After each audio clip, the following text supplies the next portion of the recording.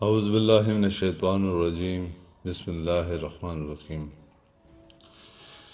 دنیا میں بہت سے لوگ غیر ماورائی اور مافوق الفطرت مخلوقات جیسے جن وغیرہ پر یقین رکھتے ہیں اور سمجھتے ہیں کہ مخلوقات ان پر قابض ہو سکتی ہے۔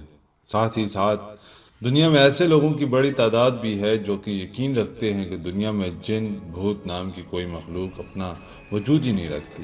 جہاں تک مذہب کی بات ہے، اسلام جنوں کی موجودگی کا اقرار کرتا ہے اور اللہ تعالیٰ نے اپنی کتاب قرآن کریم میں جا بجا جنوں کا ذکر کیا ہے اور سورہ جن کے نام سے ایک مکمل سورہ نازل کی ہے۔ اکثر لوگ اس بات پر حیران ہوتے ہیں کہ آخر جن کیوں کسی انسانی جسم میں داخل ہونا چاہے گا۔ تو اس کے لیے علماء نے 3 وجوہات بتائی ہیں جن کے ذریعے سے جن کسی بھی جسم میں داخل ہو سکتا ہے یا اس کے دماغ پر قابض ہو سکتا ہے۔ نمبر 1، انسانوں کی طرح جن بھی جذبات رکھتے ہیں اور ساتھ ہی ساتھ انہیں پسند ناپسند کا اختیار بھی ہے۔ اگر یہ ان کے لیے غلط اور گناہ بھی ہے تو اکثر اوقات وہ اس کی پرواہ نہیں کرتے۔ اب اگر جن کو آپ کی شکل یا رویہ پسند نہ آئے تو وہ آپ کے اندر داخل ہو سکتا ہے۔ نمبر 2، جن انسانوں پر عاشق ہو جاتے ہیں۔ جذبات کی موجودگی کے سبب جنوں میں یہ امکان موجود ہوتا ہے کہ وہ کسی انسان پر عاشق ہو جائیں۔ عموماً اس قسم کے واقعات ایسے وقت میں پیش آتے ہیں جب انسان برہنہ ہو، اور اسی لیے احادیث میں حکم دیا گیا ہے کہ لباس اتارنے سے پہلے اعوذ باللہ من الشیطان الرجیم بسم اللہ الرحمن الرحیم ضرور پڑھی جائے۔ نمبر 3، غیر ارادی نقصان۔ کیونکہ انسان اپنی آنکھ سے جنوں کو نہیں دیکھ سکتے تو بعض اوقات وہ جنوں کو غیر ارادی طور پر نقصان پہنچا بیٹھتے ہیں، جیسا کہ فرش پر گرم پانی ڈال دیا یا کہیں کوئی چیز پھینکی اور وہ جن کو لگ گئی، جس کے سبب انسان ان کے انتقام کا نشانہ بنتے ہیں۔ یہاں ایسی کسی نامساعد صورتحال سے بچنے کے لیے حکم دیا گیا ہے کہ کوئی بھی کام کرنے سے قبل بسم اللہ ضرور پڑھی جائے۔ کیا جن کسی کے بھی جسم میں داخل ہو سکتا ہے؟ یہاں یہ بات بھی رکھنے کی ہے کہ جن ایسے ہی کسی بھی انسان کے جسم میں داخل نہیں ہو سکتا، بلکہ اس کے لیے کچھ مخصوص صورتحال ہوتی ہیں۔ جن میں کسی بھی خبیث جن کو انسانی جسم میں خلول کرنے کا موقع مل جاتا ہے۔ جب کوئی انسان شدید غصے کی حالت میں ہو تو ایسے وقت میں جن انسان کے جسم میں داخل ہو سکتا ہے، اس لیے غصے کی حالت میں شیطان پر لا حول پڑھنے کی تاکید کی گئی ہے تاکہ شریر جنوں کے شر سے بچا جا سکے۔ بے پناہ خوف بھی ایک ایسی حالت ہے جو انسان کو اندر سے کمزور کر دیتی ہے، اور ایسی کسی صورت میں جنوں کو انسانی جسم میں سرایت کر جانے کا موقع مل جاتا ہے، لہذا خوف پر قابو رکھنے کی ہدایت کی جاتی ہے۔ جب انسان غفلت کی حالت میں ہو اور اپنے معاملات پر توجہ نہ دے رہا ہو تو یہ بھی ایک بہترین صورتحال ہوتی ہے کہ جن قالب انسانی میں اپنی جگہ بنا لے۔ شہوت کی انتہا بھی انسانی جسم میں جنوں کے راستے کا ذریعہ بنتی ہے، بالخصوص جب انسان کسی غیر اخلاقی شہوت میں مبتلا ہوں اور ان کی ساری توجہ اسی جانب مبذول ہو۔ یہ وہ حالات ہیں جن میں کوئی بھی جن کسی انسان کے جسم پر قابض ہو سکتا ہے یا اسے نقصان پہنچا سکتا ہے۔ اس لیے کوشش کرنی چاہیے کہ ان معاملات میں احتیاط کی جائے اور کوئی بھی کام شروع کرنے سے پہلے بسم اللہ ضرور پڑھی جائے تاکہ ہم جنوں کے شر سے محفوظ رہیں۔ اس میں کوئی شک نہیں کہ جنوں کے انسان کو اذیت دینے میں تاثیر ہے، جو کہ بعض اوقات قتل تک جا پہنچتی ہے، اور ہو سکتا ہے کہ اس تکلیف دے اور اس پر پتھر پھینکیں اور بعض اوقات انسان کو ڈراتے ہیں۔ اس کے علاوہ جو کہ سنت سے ثابت اور وقوع پذیر ہوتا رہتا ہے۔ نبی اکرم صلی اللہ علیہ وآلہ وسلم سے ثابت ہے کہ آپ نے اپنے ایک صحابی کو ایک غزوہ میں اجازت دی کہ وہ گھر چلا جائے، اور میرا خیال ہے کہ یہ غزوہ خندق کا واقعہ ہے، اور نوجوان تھا، اس نے نئی شادی کی تھی۔ جب وہ اپنے گھر پہنچا تو بیوی کو دروازے پر کھڑے پایا تو اس نے بیوی کو ڈانٹا تو بیوی کہنے لگی کہ اندر جاؤ۔ تو جب وہ اندر گیا تو کیا دیکھتا ہے کہ ایک بستر پر ایک بڑا سا سانپ لپٹا پڑا ہے اور اس کے پاس نیزہ تھا، تو وہ نیزہ اس نے سانپ کو مارا حتیٰ کہ وہ مر گیا، اور اسی وقت جس میں سانپ مرا تھا وہ آدمی بھی مر گیا۔ تو یہ پتہ نہ چلا کہ پہلے آدمی مرا ہے یا کہ سانپ۔ تو جب یہ واقعہ نبی صلی اللہ علیہ وسلم تک پہنچا تو آپ نے گھروں میں سانپوں کو قتل کرنے سے فرما دیا، مگر یہ کہ جس کی دم کٹی یا پھر چھوٹی ہو اور وہ جس کی پیٹھ پر 2 سفید لکیریں ہوں انہیں قتل کرو۔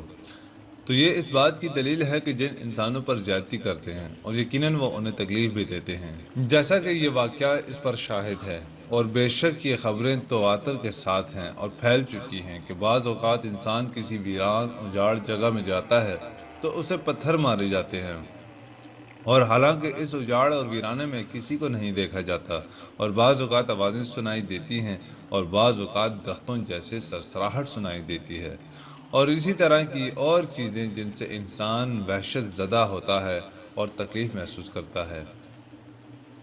اور ایسے ہی بعض اوقات جن انسان کے جسم میں داخل ہو جاتا ہے، یا تو عشق کی بنا پر اور یا پھر تکلیف دینے کے لیے یا کسی اور سبب کی بنا پر۔ اور اس قسم میں یہ بھی ہے کہ بعض اوقات جن انسان کے اندر سے باتیں کرتا ہے اور جو اس پر قرآن پڑھے اسے مخاطب کرتا ہے، اور بعض اوقات پڑھنے والا اس سے یہ وعدہ لیتا ہے کہ وہ واپس نہیں آئے گا۔ اس کے علاوہ بہت سے امور ہیں جن کی خبریں پھیلی اور لوگوں کے درمیان منتشر ہیں۔ تو اس بنا پر جنوں کے شر سے بچاؤ کے لیے انسان کو چاہیے کہ وہ ان اشیاء کو پڑھے جو سنت مطہرہ میں ان سے بچاؤ کے لیے آئی ہیں۔ ان میں سے آیت الکرسی بھی ہے۔ اگر انسان رات کو آیت الکرسی پڑھے تو ساری رات اللہ تعالیٰ کی طرف سے اس کے لیے محافظ مقرر ہو جاتا ہے، اور صبح تک شیطان اس کے قریب نہیں آ سکتا، اور اللہ تعالیٰ ہی حفاظت کرنے والا ہے۔ امام شافعی رحمۃ اللہ کا قول ہے، عادل لوگوں میں سے اگر کوئی یہ گمان کرے کہ وہ جنوں کو دیکھتا ہے تو اس کی گواہی باطل ہو جائے گی، کیونکہ اللہ تعالیٰ کا فرمان ہے، بے شک وہ اور اس کا لشکر تمہیں وہاں سے دیکھتا ہے جہاں سے تم اسے نہیں دیکھ سکتے، مگر یہ کہ وہ نبی ہو۔ ابن حزم کا قول ہے، اور جن کا ہونا یہ حق ہے، اور وہ اللہ تعالیٰ کی مخلوق میں سے مخلوق ہے، ان میں کافر بھی ہیں اور مومن بھی ہیں، اور مومن بھی وہ ہمیں دیکھتے ہیں اور ہم انہیں نہیں دیکھتے، وہ کھاتے ہیں اور ان کی نسل بھی چلتی ہے اور وہ مرتے بھی ہیں۔ قرآن و حدیث کی روشنی میں جنات بھی اللہ تعالیٰ کی مخلوق ہیں، وہ اگرچہ ہمیں نظر نہیں آتے لیکن ان کے تمام معمولات زندگی انسانوں کی مانند ہیں۔ جنات بھی مختلف مذاہب سے تعلق رکھتے ہیں، اور ان میں بھی اچھے برے دونوں طرح کے جن ہوتے ہیں۔ اللہ تعالیٰ نے جنات کو انسانوں سے پہلے تخلیق کیا۔ ارشاد ربانی ہے جس کا ترجمہ ہے، اور جنات کو قبل ازیں ہم آگ کی لپیٹ سے پیدا کر چکے ہیں، اور جن کو آگ کی لپیٹ سے پیدا کیا شیطان بھی جنات میں سے تھا۔ اور ارشاد ربانی ہے، جب ہم نے فرشتوں سے کہا کہ آدم کو سجدہ کرو، سب نے سجدہ کیا مگر ابلیس نے نہ کیا، وہ جنوں میں سے تھا، اس نے اپنے رب کی حکم عدولی کی۔ قرآن پاک میں مختلف مقامات پر لفظ جن 22 مرتبہ، جان 7 مرتبہ، لفظ شیطان 48 اور شیاطین کا لفظ 17 مرتبہ آیا ہے، جبکہ سورہ جن پوری جنات کے بارے میں ہے۔ جیسا کہ پہلے ذکر کیا جا چکا ہے کہ جنات میں بھی نیک و بد ہوتے ہیں۔ اس حوالے سے قرآن پاک کہتا ہے، اور یہ کہ کم ہم میں سے کچھ لوگ صالح اور کچھ سے پرورتر ہیں، اور ہم مختلف طبقوں میں بنے ہوئے ہیں۔ سب سے پہلے مسلمان ہونے والے جنوں کے ایک گروہ کے حوالے سے ارشاد ربانی ہے جس کا ترجمہ ہے، اے نبی کہو میری طرف وحی بھیجی گئی ہے۔ جنوں کے ایک گروہ نے غور سے سنا، پھر جا کر اپنی قوم کے لوگوں سے کہا، ہم نے ایک بڑا ہی عجیب قرآن سنا جو راہ راست کی طرف رہنمائی کرتا ہے، اس لیے ہم اس پر ایمان لے آتے ہیں۔ اسی طرح حدیث نبوی ہے، فرشتے نور سے پیدا ہوئے اور جنات آگ سے۔ ایک اور حدیث کے مطابق بعد از مغرب اپنے بچوں کو گھروں میں ہی رکھو، کیونکہ اس وقت شیطان پھیل جاتے ہیں، اور پھر جب رات کی ساعت گزر جائے تو ان کو نکلنے کی اجازت دے دو، اور اپنے دروازے بسم اللہ پڑھ کر بند کر لو، کیونکہ ایسے دروازوں کو شیطان بالکل نہیں کھول سکتا۔ بسم اللہ پڑھ کر ہی اپنے مشکیزوں کا منہ ہاتھ دو اور برتن ڈھانک دو، خواہ ان پر کوئی لکڑی وغیرہ ہی کیوں نہ رکھی جائے۔ پیارے دوستو، اگر آپ کو ہماری یہ ویڈیو پسند آئی ہو، اگر آپ کے علم میں کچھ بھی اضافہ ہوا ہو تو برائے مہربانی ہمارے چینل کو ضرور سبسکرائب کریں۔ ہم آپ کے لیے مزید ایسی اور بھی ویڈیوز لائیں گے۔